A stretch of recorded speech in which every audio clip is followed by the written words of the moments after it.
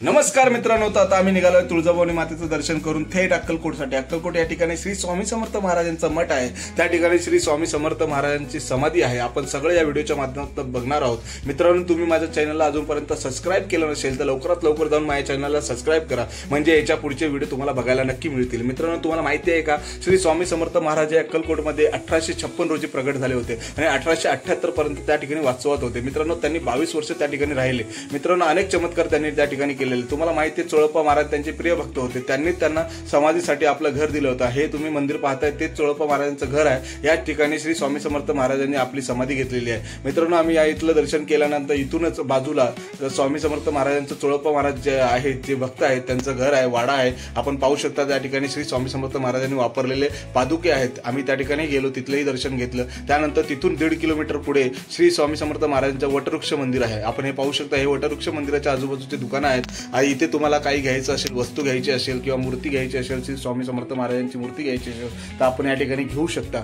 इथूनच पुढे गेल्यानंतर आतमध्ये श्री स्वामी समर्थ महाराजांचं मंदिर आहे। आपण पाहू शकता त्या ठिकाणी वटवृक्ष सुद्धा आहे। आजपर्यंत तो वटवृक्ष त्याच पद्धतीमध्ये उभा आहे आणि तिथे जाणारे सगळे भाविक भक्त ते वटवृक्षाचे सुद्धा दर्शन त्या ठिकाणी आनंदाने करतात। मित्रांनो, तुम्हाला सांगायचं तात्पर्य असं आहे की आतमध्ये व्हिडिओ बनवून देत नाही, पण काही थोडं प्रयत्न करून मी व्हिडिओ बनवण्याचा प्रयत्न केलेला आहे। आपल्याला व्हिडिओच्या माध्यमातून सगळं बघायला मिळेल। मित्रांनो, तुम्ही जर माझ्या चॅनलला सबस्क्राइब केलं नसेल तर लवकरात लवकर सबस्क्राइब करा, म्हणजे याच्या पुढचे व्हिडिओ बनवायला सुद्धा मला ऊर्जा मिळेल, आनंद मिळेल। कारण नवीन मी यूट्यूब चॅनल सुरू केलेलं आहे, अजूनपर्यंत मी कधीच असं ब्लॉग बनवलेलं नाही, पहिल्यांदा सुरू केलेलं आहे। मित्रांनो, तुमच्या सहकार्याची गरज आहे। आपल्या मित्राला सहकार्य करा आणि लवकरात लवकर जाऊन माझ्या चॅनलला सबस्क्राइब करा। बघा, हे आतमध्ये आम्ही शिरलो आहे। शिरल्यानंतर तुम्हाला त्या ठिकाणी महिलांसाठी वेगळी रांग आणि पुरुषांसाठी वेगळी रांग दिसेल।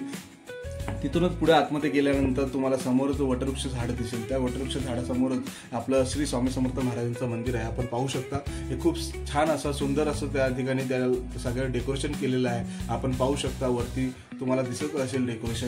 त्यानंतर हे समोर मंदिर आहे आणि मंदिराच्याच बाजूला वटवृक्ष झाड आहे। मित्रांनो, मला जास्त काही बोलता येत नाही, सुरुवात करतोय, तर काही चुकलं असेल तर क्षमा करावी। पण मित्रांनो, तुम्ही पाहू शकता, आतमध्ये जाण्याच्या अगोदर मी तुम्हाला वटवृक्ष झाड दाखवतो। हे बघा, हे वटवृक्ष झाड आहे। हे श्री स्वामी समर्थ मठासमोरच त्या ठिकाणी हे वटवृक्ष झाड आहे। या वटवृक्ष झाडावर जवळच श्री स्वामी समर्थ महाराज बसायचे आणि तिथूनच लोकांना मार्गदर्शन करायचे। मित्रांनो, तुम्ही पाहू शकता, आम्ही पण आता वटवृक्ष झाडाजवळ थांबलेलो आहे। आतमध्ये भरपूर गर्दी आहे, त्यामुळे मी मोबाईल ऑन केलेला आहे, परंतु त्या ठिकाणी जे सिक्युरिटी गार्ड आहे ते आमचं व्हिडिओ बंद करण्यासाठी सारखं आवाहन करत होते।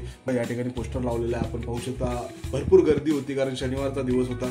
बरेचसे लोक शनिवार रविवार त्या ठिकाणी फिरायला येतात। आम्ही त्या ठिकाणी फिरायला गेलो होतो आणि पाहू शकता आपण की श्री स्वामी समर्थ महाराजांची एवढी मोठी मूर्ती आहे। हे सगळे आम्ही फोटो टाकलेले आहेत, तुम्ही पाहू शकता। याच्या पुढचे व्हिडिओ बघण्यासाठी माझ्या चॅनलला नक्की सबस्क्राइब करा, लाईक करा, कमेंट करा आणि मला फॉलो करायला विसरू नका। जय हिंद, जय महाराष्ट्र। मित्रांनो, तुम्हाला हा व्हिडिओ कसा वाटला नक्की कमेंट करून सांगा। काही चुकलं असेल तर क्षमा असावी, कारण नवीनच सुरुवात केलेली आहे आणि तुम्हाला सगळं दाखवण्याचा प्रयत्न करतोय। जय हिंद, जय महाराष्ट्र।